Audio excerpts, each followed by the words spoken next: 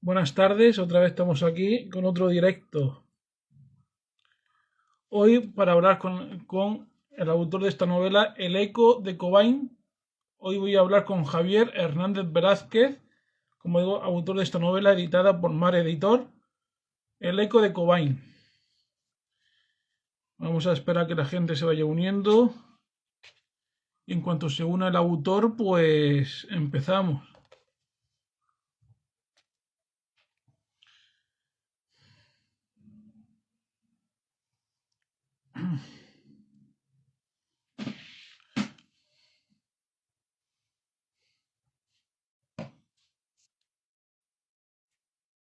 Ya son las 7, la hora habitual de los directos de Superlector Alfa.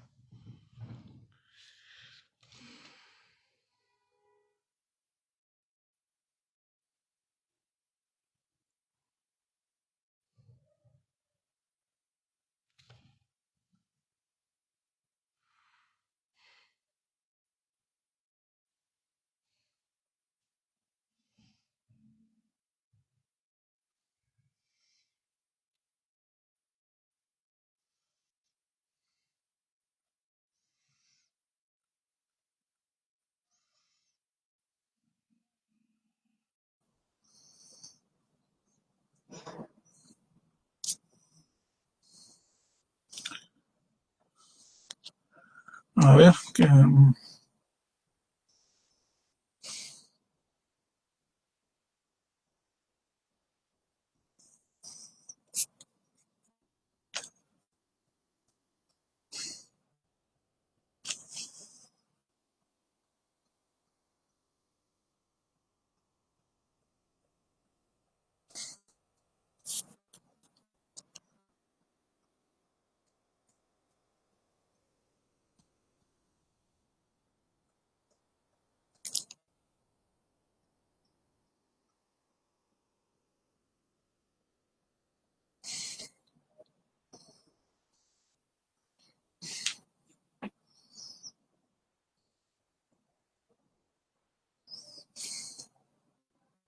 buenas tardes a los que os vais uniendo. Hoy voy a hablar no vuelvo a decir, con Javier Hernández Velázquez, autor de esta novela El eco de Cobain,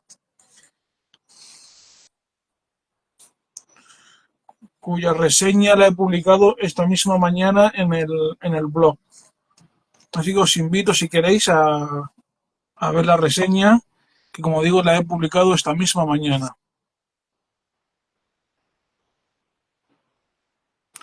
A ver si se une el autor.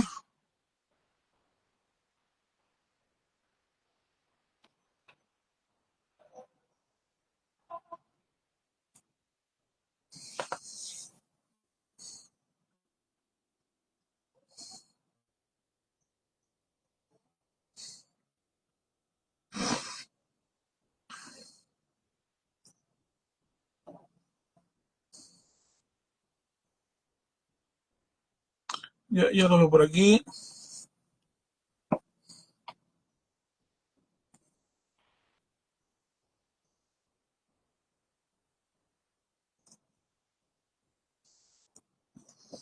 Y confiamos en que la conexión se pueda llevar a cabo.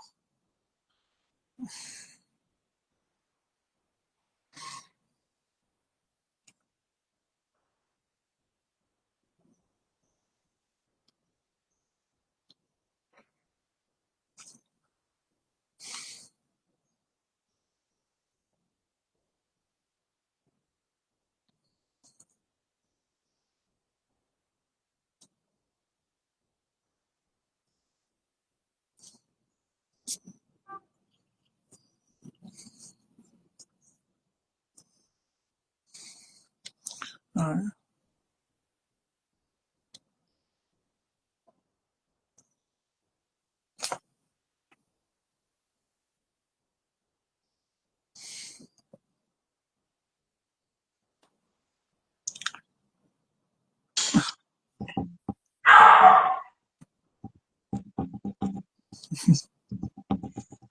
Ahora, Ahora, un saludo. ¿Qué tal? Muy bien, muy bien.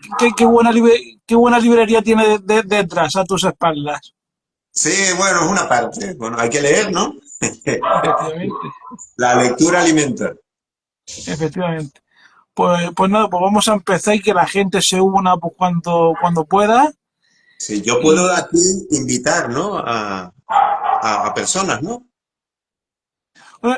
sí, se puede invitar a varias personas, pero normalmente invito al autor pues, para Vale. mantener. Y ya después publico en el perfil el vídeo del directo para que la gente lo vea una, dos, tres, las veces que quiera. Ese que quiera.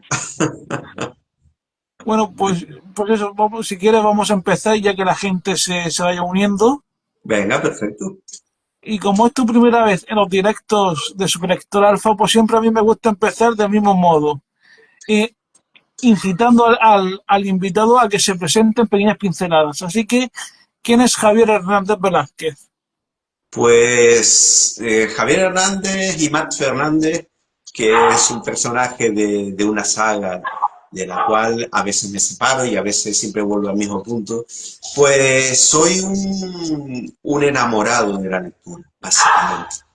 Yo siempre he pensado y es lo que siempre he intentado oficiar, que hay dos aspectos fundamentales en la vida que es para escribir bien, que es leer y vivir.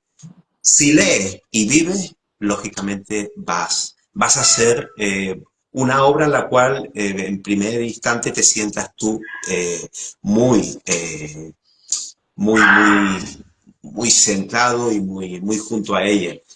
Yo quise estudiar periodismo en su momento, al final terminé estudiando Derecho, soy funcionario, he desempeñado plazas de secretarios en ayuntamiento y viendo cuál eran las camas del sur de la isla en el cual trabajé, pues empecé a escribir cosas que estaba viendo y de aquí hasta ahora, intentando tener memoria histórica de mi tierra, de los grandes hechos y acontecimientos que pasaron el siglo pasado especialmente, Ujú. y a veces contando lo que no todo el mundo cuenta. De hecho, El Eco de Cobain, la última obra, es un claro ejemplo. Ujú. Hace 3 semanas hubo una operación de asuntos internos de la Policía Nacional con 5 policías nacionales detenidos y la persona, una de las personas que es clave en El Eco de Cobain, que yo aquí la denomino como el bondadoso, fue detenido. Vale, que ese personaje que aparece es un personaje real. Sí, es un personaje real. Es un Bien. personaje que ha tenido una evolución desde que él se marcha de Tiro hasta que él pasa a Liberia, el negocio de diamantes en África, y cómo termina de la mano de un mafioso británico, John Palmer, en el sur de la isla de Tenerife, con un negocio que en aquel momento era muy lucrativo, como era el del timeshare. Ujú. Bueno, y entonces, ¿y has querido dedicarte a la escritura desde siempre o en qué momento sentiste esa inquietud por la escritura? Pues en el momento en que salí a la calle, veía lo que sucede en mi ciudad, veía lo que sucede en el entorno, observaba todos los hitos sociales que se estaban produciendo, la reacción o inacción para remediarlos y decidí escribir, pero no para dogmatizar, sino simplemente para poner negro sobre blanco lo que estaba viendo. Y me divierte, me siento bien escribiendo. Y eso yo creo que es fundamental. Estar en un sitio en el cual no te sientes a gusto y sobre todo hacerlo de una manera libre. Nunca he tenido ningún problema con editoriales que vetaran contenidos o que me dijeran cómo no debo escribir. Ujú.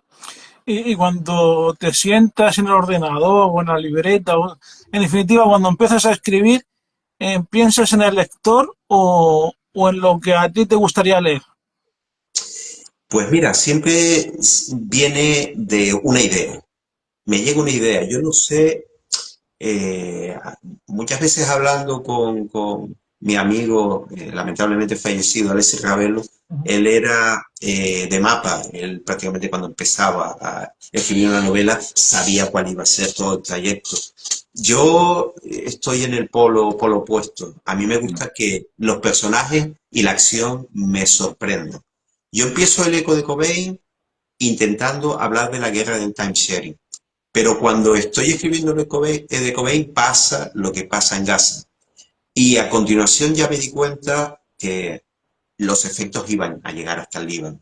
Ujú. Me metí en un estudio histórico sobre el Líbano, aprendí muchísimo, muchísimo. Me reuní con comunidades libanesas en la isla para darme cuenta de que hay dos comunidades que están unidas por el negocio, porque ellos mismos se deciden como fenicios, como comerciantes, y separadas por el tema de la religión, cristianos maronitas y musulmanes chiíes. Me reuní para saber cómo veían ellos la situación, su historia.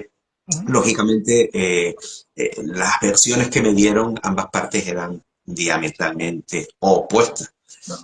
Había cosas que no entendía y se los dije a ambos, pero me dijeron que era imposible que yo lo pudiera entender, porque ni había nacido en el Líbano, ni había estado en el Líbano, ni había vivido tantos siglos. Y aprendí muchísimo. Yo a veces en la presentación, la primera presentación de la novela, siempre dije que lo primero que me vino del Líbano fue la canción una canción británica de los años 80 de Human League, que precisamente hablaba con aquella intervención israelí, con el bombardeo de Beirut y demás. Y fíjate, me llega la idea del Líbano a través de la música pop. Se criticó mucho a Human League por esa película, esos niños londinenses que intentaban hacer negocio con el mal ajeno. Como habrás observado, para mí yo soy muy cinéfilo desde pequeño. El Sí. cine está muy presente en mi obra y la música, la música.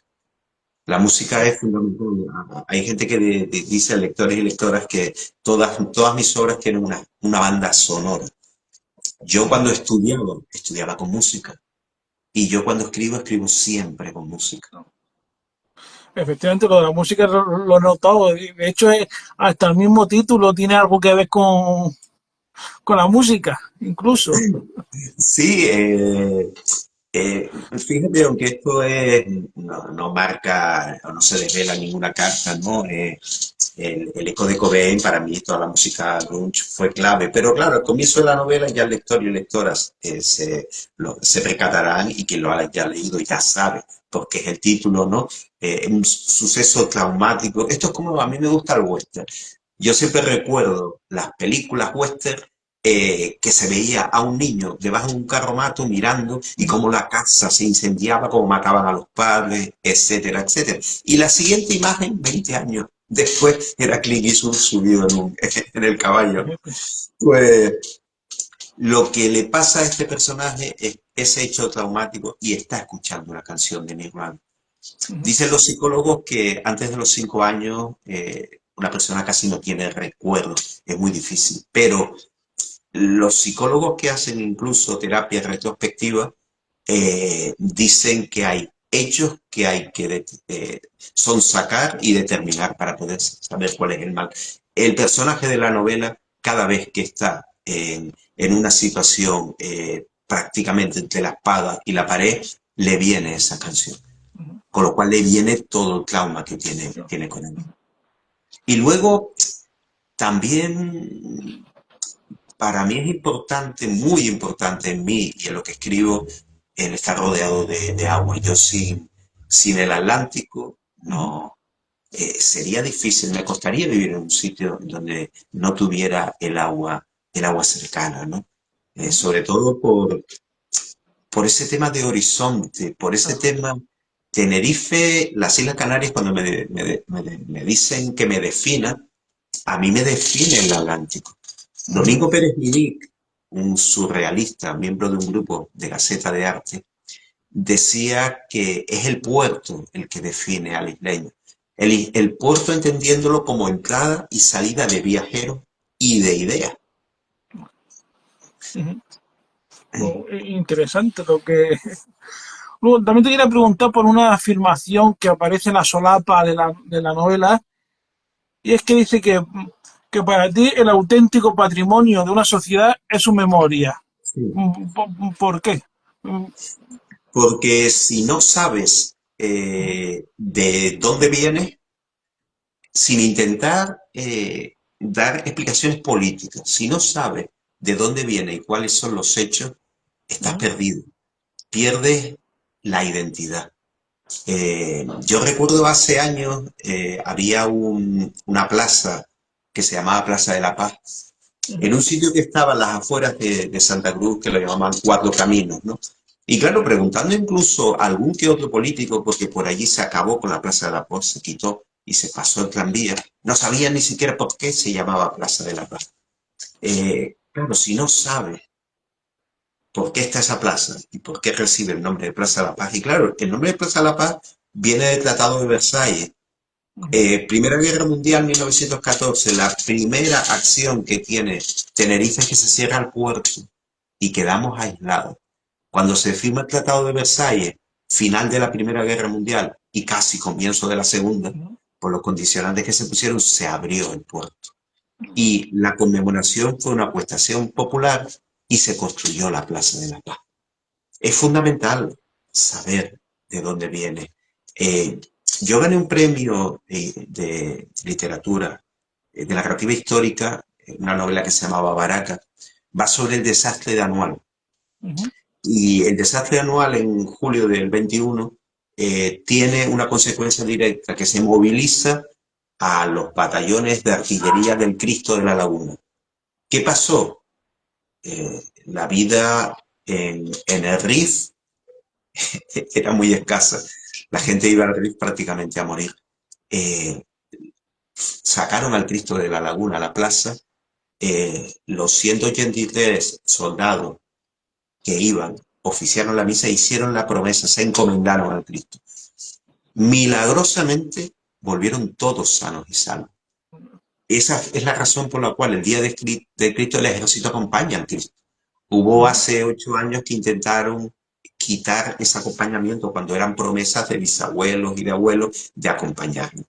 Con lo cual hay que tener memoria, hay que saber por qué suceden las cosas.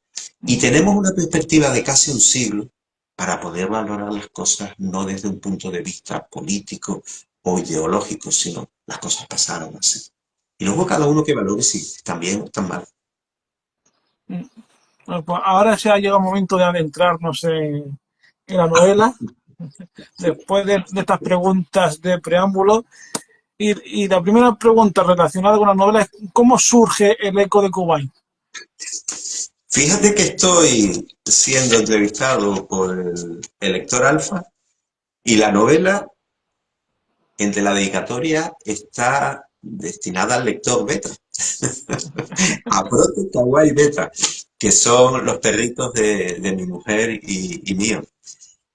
¿Cómo surge el eco de Cobain? Porque Tenerife tiene, como era la canción, seguro de sol, seguro de sol. Y aquí solamente hay playa, sol y buen tiempo. Nadie se ha parado a entrar o hay que mirar hacia otro lado. Una vez en la librería de Negro Criminal, cuando presenté allí El sueño de Goslar, Paco Camarasa lo que comentó es que si quieres saber lo que está pasando en Cartagena en este momento, no leas los periódicos, no escuches la radio, no veas la televisión, lee a Antonio Parra o algún otro escritor de Cartagena, porque ahí sí vas a encontrar cuál es la realidad social y lo que está pasando. Esa guerra del timesharing prácticamente estuvo silenciada y es un sur de la isla turístico y pasaba lo que pasaba. Aquello terminó con Palmer en las afueras de Londres, en su casa, lo asesinaron. ¿Quién lo asesinó?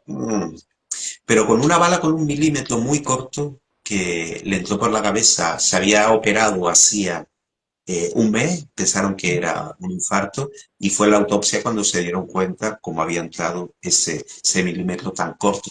Iba a declarar en 2 semanas en la Audiencia Nacional. sea, que yo creo que se lo cargaron para que no hablara. Ahí una de las facciones más peligrosas en este momento de mafias italianas, la 'Ndrangheta, está sentada en Adeje, un municipio del sur. Pero eso no te lo van a poner en los folletos turísticos, ¿no? Del Camino Sur. Eso no te lo dicen. Sí, en los folletos turísticos pone por lo más bonito de las ciudades.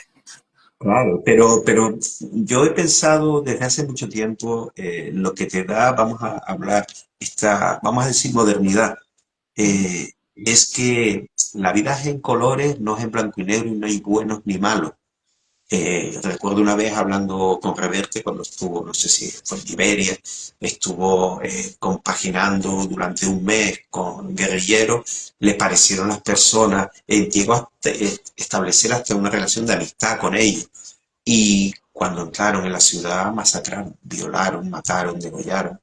Y claro, el bien, el mal, nos acogemos a Nietzsche. A qué nos acogemos? Cuando íbamos al cine estaba perfecto, veía 5 minutos y a los 5 minutos salía Bar Lancaster o salía Alain Delon o Paul Newman y ya sabías quiénes eran los buenos, ¿no? Aquí es difícil, por eso yo intento, no, cuando veo la situación, lo que está pasando en Gaza, eh, ver el tema con una mayor perspectiva Ujú. de no es lo que está pasando, sino por qué está pasando. Y no son cosas de hace un año ni 2 años, son cosas que vienen de siglos. Lo que te dije en el Líbano, lo que me dijeron ellos, somos un pueblo de comerciantes. Durante más de un mes resistimos a las tropas de Alejandro Magno en Tiro. Alejandro Magno, todo lo que encontró, se lo llevó por delante. Ellos resistieron. Son un pueblo resistente, son un pueblo comerciante, básicamente. En la novela, fíjate, en la novela está muy presente. Yo llegué, incluso hace 2 años cuando estuve en México, todavía en la Feria del Libro en Guadalajara, todavía entré más en el universo de Gibran Khalil, el Ujú. poeta libanés, y cómo analizaba el tema de las culturas y el enfrentamiento entre cristianos y entre musulmanes. Y fíjate que es un autor muy presente y que caló mucho en los años 50 y 60 en Estados Unidos. Hay canciones de Elvis Presley, canciones Hero de Bowie, la canción Julia de Lennon, tienen auténticos versos dentro de la letra de las canciones. Hay una canción de Sting, de las primeras, cuando se va de Police, que es la de If You Love Somebody, Set Them Free. Si tú quieres a alguien, déjalo libre. Eso es un poema de Gibran. Lo que dice, si quieres a alguien, déjalo libre.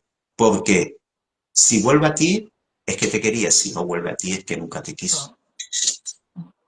Y la gente que todavía no ha leído la novela, por motivos que sea, ¿qué les dirías? ¿Con qué tipo de novela se va a encontrar? Pues se va a encontrar con una novela dura, pero fíjate, ¿verdad que cuando a los niños le tienes que dar una medicina, se la mezclas con que sepa menta, fresa, chocolate? Eh, las cosas hay que decirlas con un toque de humor. De humor que al final muchas veces se confunde con ironía. El eco de Cobain, en el fondo, es una historia de venganza y de redención. A mí que yo me crié casi leyendo a Alejandro Dumas, es verdad, me dijo el editor cuando se leyó la novela que tenía un toque del Conde de Montecristo, en el sentido de el personaje sale de la cárcel, Sí, es eh, cierto. Sí, sí, ahora que lo mencionas, algo similar tiene, sí, sí, es cierto. sí, sale a recuperar a su amada y sale a vengarse.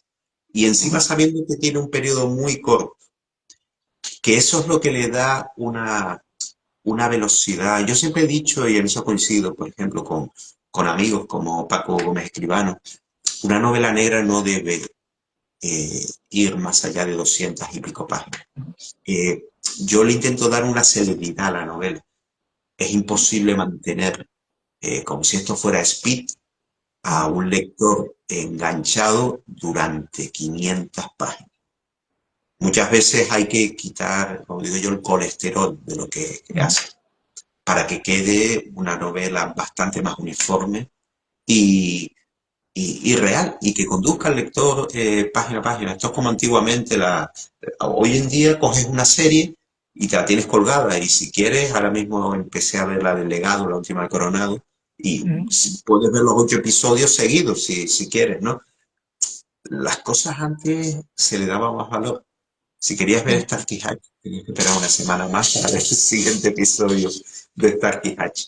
Yo creo que no, yo hay un aspecto histórico importante. Yo creo que la gente va a tener una idea de lo que es el Líbano, lo que significa el Líbano, lo que es Israel, lo que significa Ujú. Israel, y sobre todo la interioridad de todos esos hijos e hijas del Líbano que están en un éxodo permanente.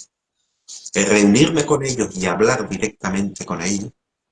Esto es igual que muchos amigos también que me hablan que han vuelto de Venezuela. No puedes hablar de Venezuela si no has estado ahí. Claro. O al menos, y sin hablar con la gente que viene de allí para que te cuenten realmente cuál es la situación. Pues eso es lo que intento. Y que la gente cuando termine se pare. Y yo, por ejemplo, en el cine intento llegar hasta el final, hasta los títulos de créditos. Eh, y salir del cine diciendo, bien, bien. Cuando veo que hay una línea argumental que me conduce hasta el final Ujú. y, y el final no defrauda, porque no puedes engañar al lector.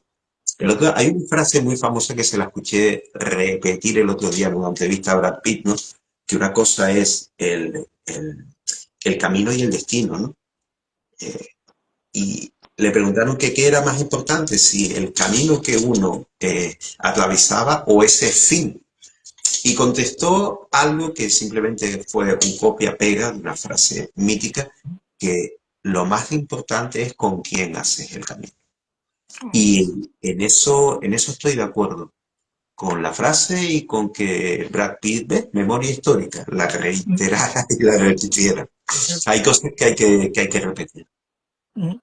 Bueno, también te quería preguntar por un personaje que es en Jamal Jeber, Mm. que que muchas veces recurre a una frase de modelo, una frase, vamos, demoledora.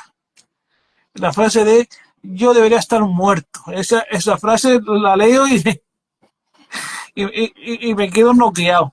Te quería preguntar por este personaje. ¿Qué características de este personaje resaltarías y por qué? Yo debería estar muerto refleja mucho la esencia de muchos libaneses. Ujú. Personas que no viven al día porque no saben si va a ser el último día. Eso le pasó a mi abuelo en el frente del Ebro. Él se acostaba y en cuanto a probabilidades era posible que fuera la última noche, ¿no? Con lo cual llega un momento que como en la prueba de 3.000 metros obstáculos vas saltando, saltando, hasta que te das cuenta, estoy aquí. ¿Cómo he llegado aquí? Tengo el azar o esa expresión que utilizan las tribus, las cávilas rifeñas de Baraca. Tengo esa baraca y esa que más que suerte es una providencia, porque es que sigo en pie. Los rifeños tienen una expresión que de nada vale que corras o que huyas. Si la bala tiene tu nombre, la bala te va a alcanzar. Forma parte de ese concepto de tradición oral de la baraca. Así que yo debería estar muerto en condiciones normales, claro que debería estar muerto. Pero fíjate lo que puede sobrevivir un perro doméstico a un perro callejero. Ujú. El perro callejero tiene mayor capacidad de aguantar lo que le viene. Un perro doméstico que se te puede escapar, pues los días los tiene contados. Ujú.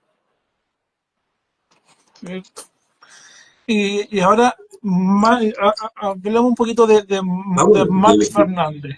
sí, bueno, me hablaste también de Jamal Jeber, ya te Sí. comenté. Fíjate que está inserto lo que le sucede y que él es cristiano maronita y realmente luego se educa con musulmanes chiíes. Y él está rodeado en toda la acción precisamente por el polo contrario. Matt Fernández es una persona que le gusta pasear por las calles de su ciudad para conocerla. Le gusta respirar y por las calles de Santa Cruz pasa lo mismo que por las calles de Cartagena. Hay buena gente, hay mala gente, hay corruptos, hay desalmados, hay de todo. Él simplemente los ve y es la capacidad que puede tener para identificarlos. Ujú. Hay muchas personas que basta 2 minutos de charla o 4 frases para hacerse una idea y un perfil de la persona que tienen delante.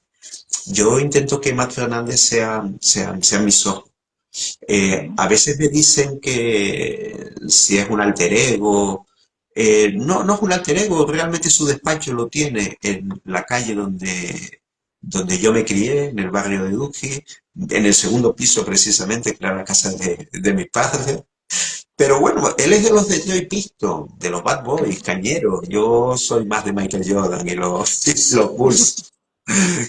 Eh, es de las pocas personas a las cuales puedes acudir sabiendo que él no se mueve por un tema de dinero. Eh, es difícil encontrar a personas hoy en día que operen por sentimientos o por convicción y no por dinero. Parece que, como fue, fíjate que por un puñado de dólares, el final de la película, el crédito decía en el oeste, donde la vida no valía nada, la muerte tenía un precio. Y luego en la traducción que se hizo acá, no se puso por un puñado de dólares más, sino el título de la película fue La muerte tenía un precio. Pues Matt Fernández se mueve por eso, es capaz de hacer eh, meterse, involucrarse, eh, no por cuestiones eminentemente económicas. Él por su trayectoria, al final lo que intenta es encontrar un sentido.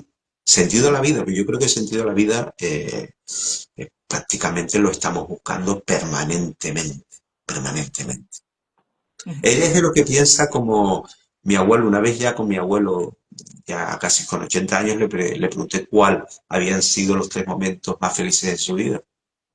Y me dijo que cuando se casó con mi abuela, cuando volvió Ujú. de la guerra, el segundo, cuando nació mi madre, que fue su primer hijo, y le dije, ¿y el tercero? Dice, el tercero todavía no ha llegado. Sí. Esa capacidad de un optimismo, como decía aquí el presidente, antropológico. Yo creo que eso es fundamental para subsistir y sobrevivir. Ujú.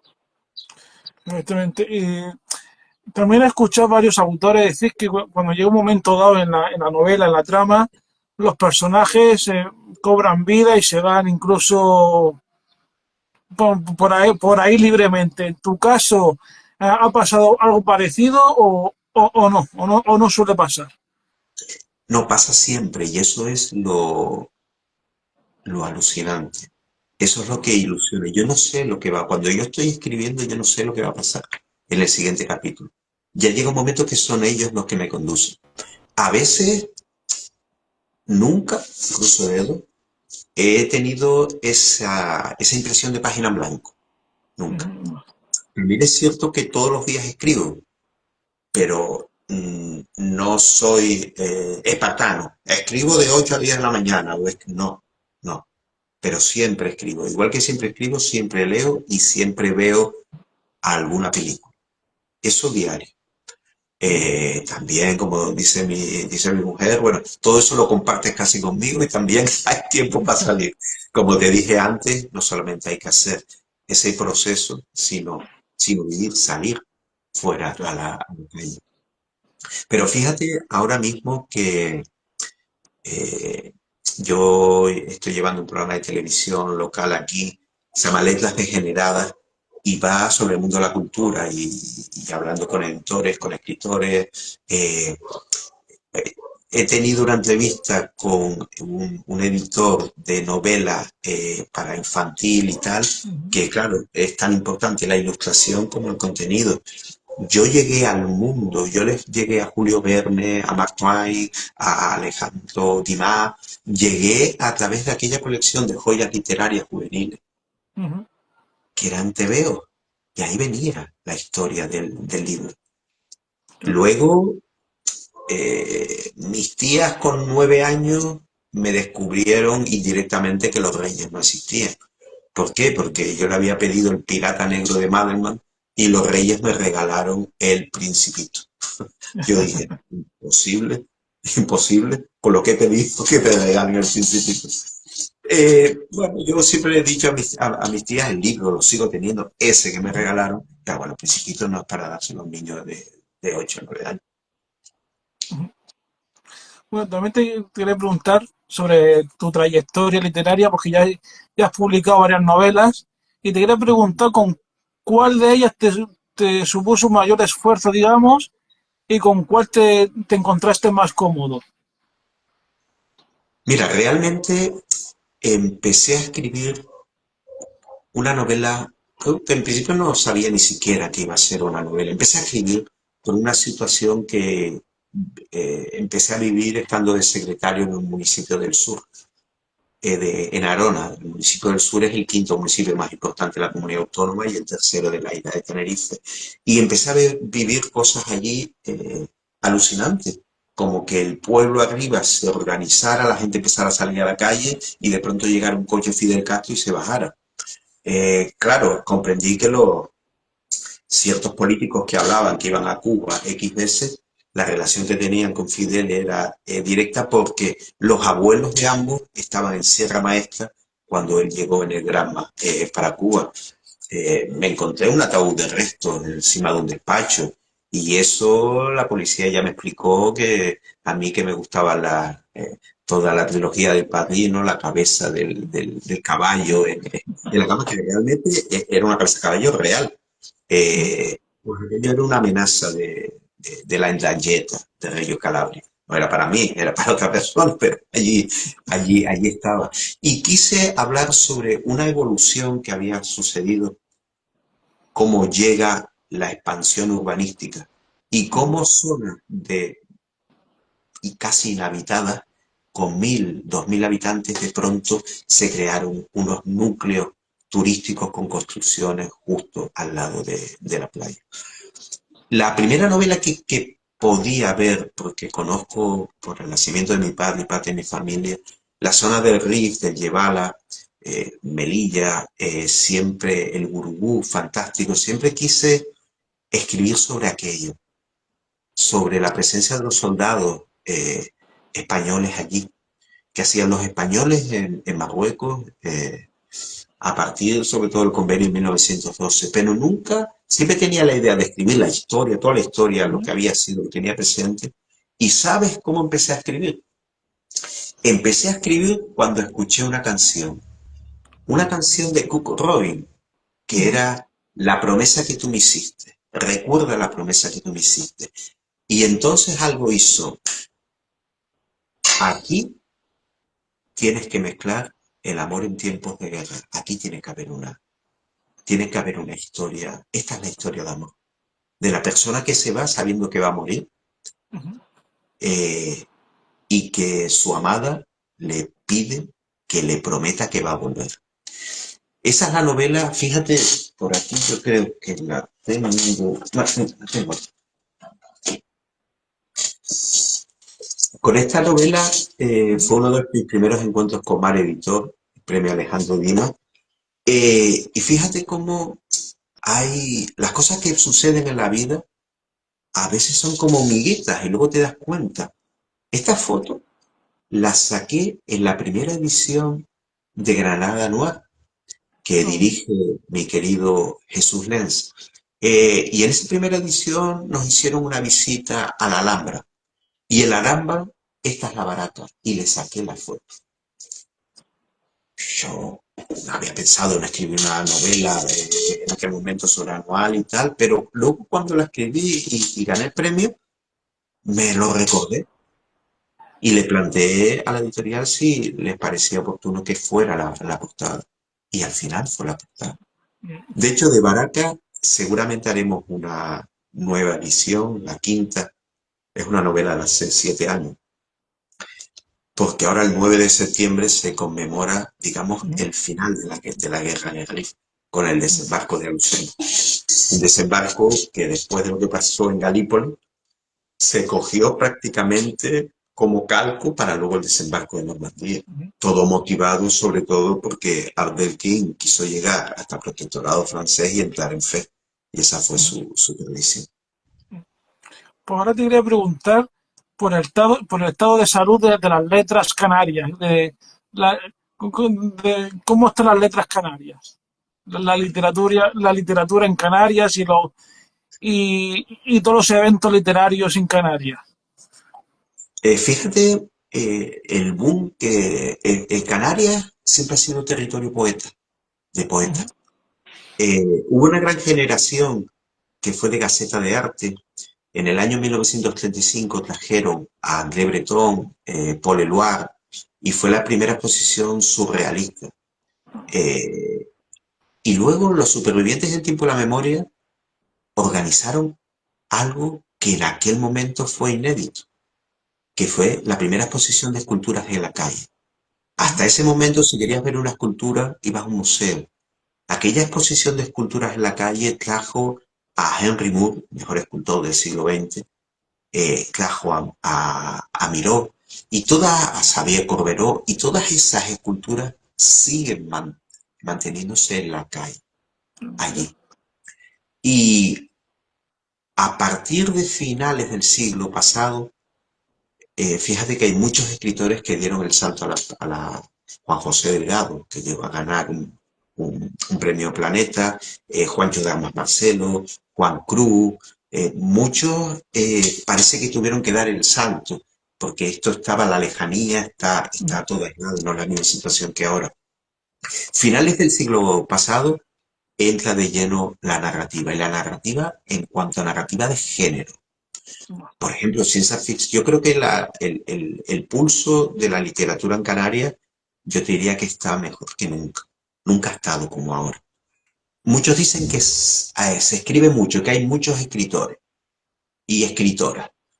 Eh, yo entiendo que eso es bueno.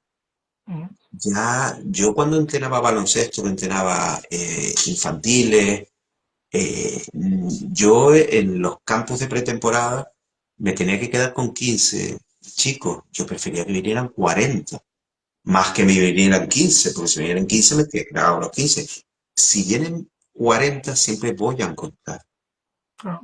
Yo intento siempre acabar los libros que me leo, que empiezo a leer. Es muy raro que yo deje un libro sin leer, aunque diga no. Pero bueno, eso sirve para que pase el siguiente, ¿no? Una vez estuve en Negro y Criminal y Paco Camarasa lo que dijo, eso pudo ser año 2008-2009, que había dos territorios en España en que estaban haciendo algo diferente, y eso es clave para mí, algo diferente, que me sorprenda. Y él dijo que era Canarias y luego dijo que era Bilbao. Exactamente Bilbao. Citó en aquel momento a Reche, fíjate la trayectoria que ha tenido Reche. Citó en aquel momento a Basol, fantástico, maravilloso. Me unían muchas cosas, por ejemplo, el fervor por el fútbol, el que era del Bilbao. Y acertó también en aquel momento para Erey, estaba escribiendo Paco Gómez Escribano. Y en Canarias nosotros tuvimos un adelantado que fue Antonio Lozano.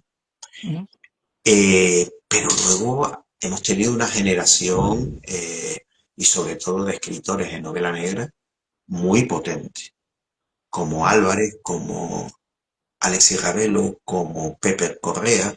Mariano Gambín hace una literatura también muy, muy, muy potente. Viviana Reyes también.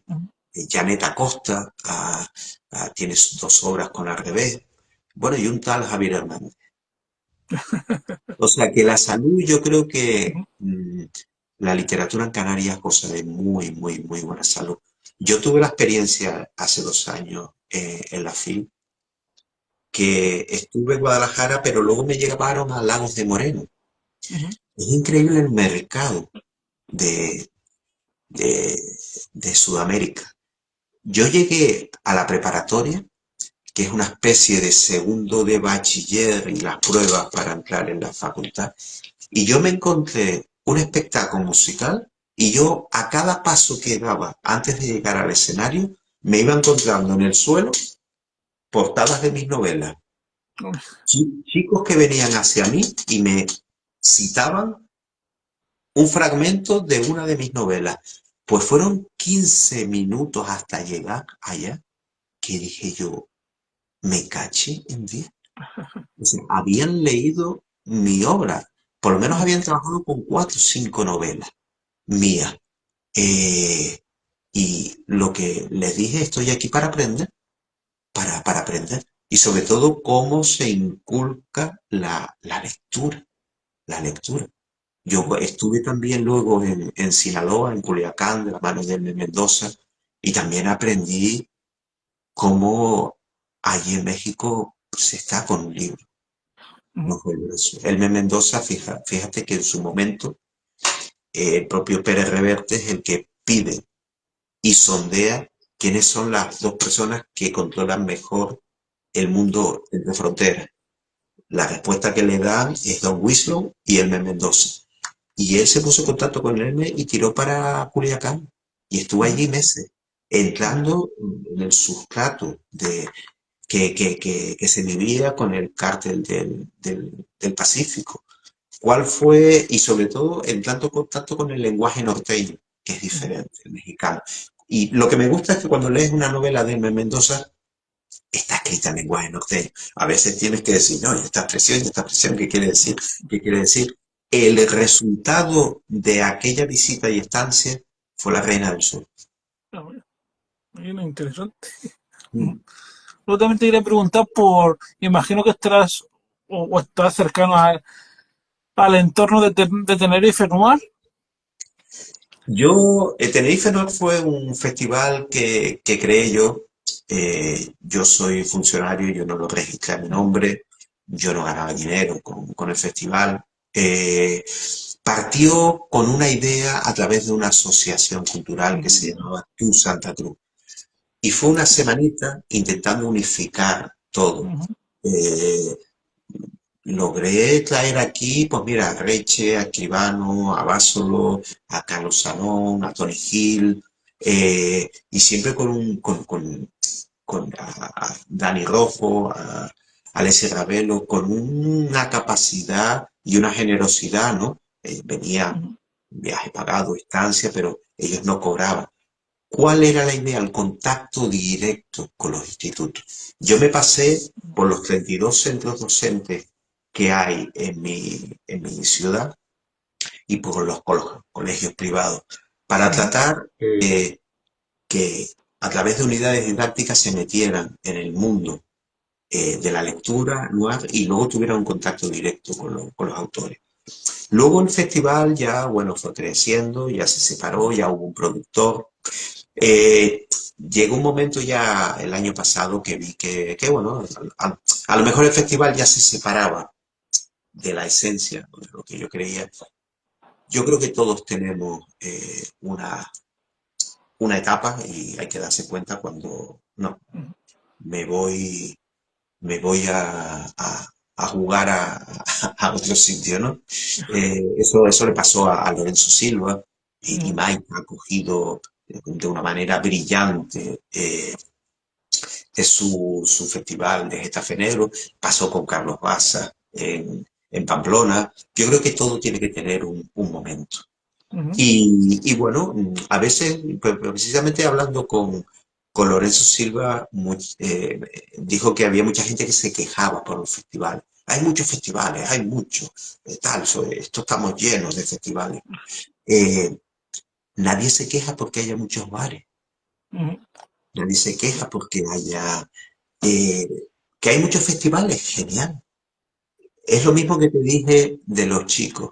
Yo prefiero que Efectivamente. tener en una temporada 40 Ujú, y los festivales es complicado.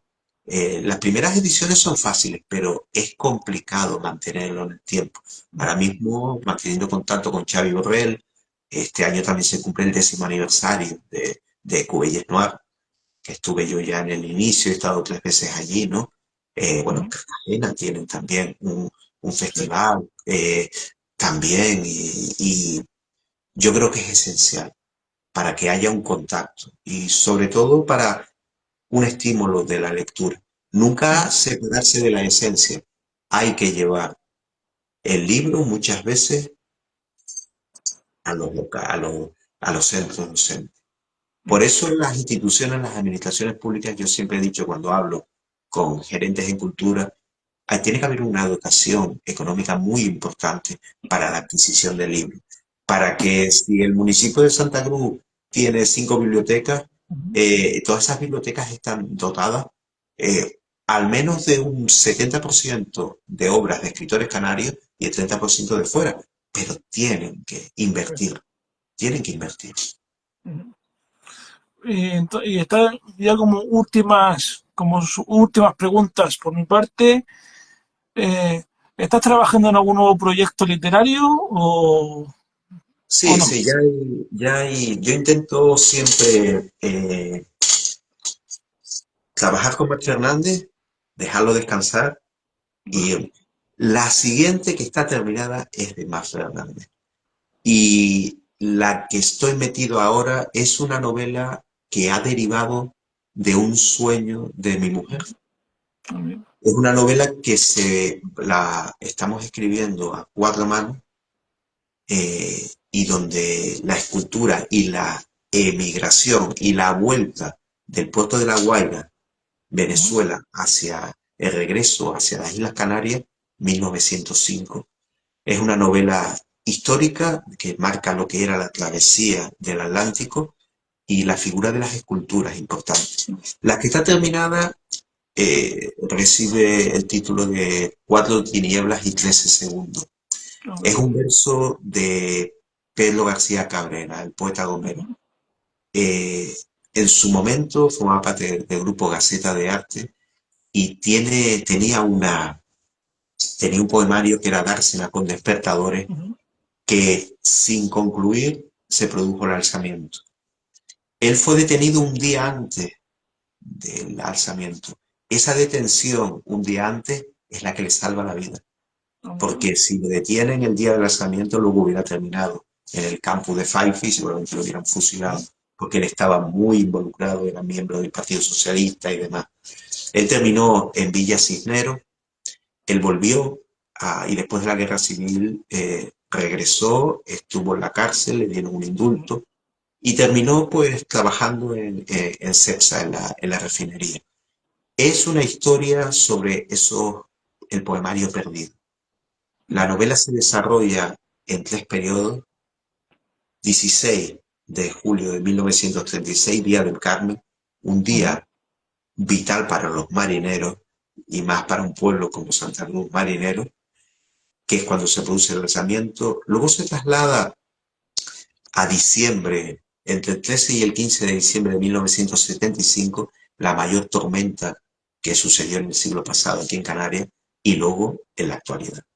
Max Fernández va a ser el encargado de intentar desvelar dónde están esos poemarios perdidos. Interesante. Suena interesante la próxima novela. Daniel García Cabrera decía, tiene un poemario que viene de la cultura oral popular, que dice: Al mar fui a por naranja, cosa que el océano no tiene. Ah. La esperanza me mantiene. Su creencia le hacía, en ese Ujú. poema, volver al océano a buscar naranja. Y yo, fíjate, a veces en una entrevista anterior siempre he dicho que hay dos palabras que están íntimamente unidas, que es creer y crear. Si crees en lo que estás haciendo, vas a ser capaz de crear. Ujú. Si no, estamos en el camino incorrecto. Y ya como última pregunta, ¿qué recomendación harías de lo último que hayas leído y que te haya gustado? Pues mira, yo recomiendo, porque he vuelto a hacer otra lectura, Ujú, El Profeta y el Loco de Gibran, el poeta, eh, como te dije, libanés. La gente que esté interesada en el eco de Cobain, hay un manual sobre la figura de Mohamed, ujú, hecha hace como 5 o 6 años por un periodista que describe toda su trayectoria. Y esas serían las dos recomendaciones. Y el último libro que lo dejé aquí, porque yo también intento leer, siempre leo biografía, temas históricos, y estoy metido ujú, con la situación que se da cuando cae Alfonso XIII y entra la dictadura de Primo de Rivera, y sobre todo el informe Picasso. ujú, Picasso, que era el hermano del abuelo del pintor, fue el general que hizo el informe para clarificar cuál era la situación. Y tengo a punto de empezar la última novela de Ignacio del Valle. ujú, Ignacio del Valle es un escritor que nunca me defrauda. Y se mete también en una situación de guerra, en lo que fue Alemania, siempre indaga mucho en su obra ahí. ujú. Así que recomendaciones también, para mí dos autores que son clave para mí, Harlan Coben y Don Winslow. Da lo mismo la saga que coja y lo que hagas. Don Winslow lamentablemente dijo el año pasado que con su última trilogía dejaba porque le preocupaba más el futuro de su país y la lucha contra Donald Trump. Y yo espero sinceramente, yo creo que si él pretende luchar, más vale que luche negro sobre blanco, siguiendo escribiendo, más que con temas ya políticos y de acción. Pues nada, pues lo dicho, ya no tengo más preguntas que hacerte. Si hay alguien que nos está viendo y tiene alguna pregunta, puede decir que lo pueda hacer y si no, pues lo dejamos aquí y ya nos veríamos en la próxima ocasión. Sí, sí. A ver si alguien ha dicho algo.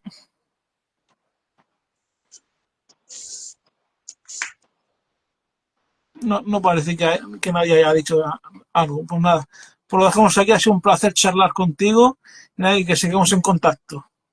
Sí, yo ya te digo que ya me he puesto como meta pasar por Cartagena. Sé que tienes una librería, ¿no?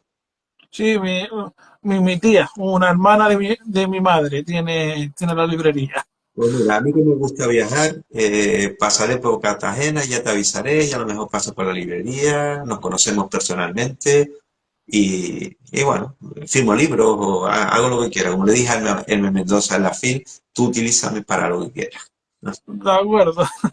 Bueno, un saludo Un saludo y, y ya, muchas gracias. y hasta la próxima. Hasta la próxima. Pues hasta aquí el directo de hoy. La semana que viene, pues intentaré tener otro directo. Ya anunciaré si es así o no es así. Pero mientras tanto, leed y disfrutad de la literatura.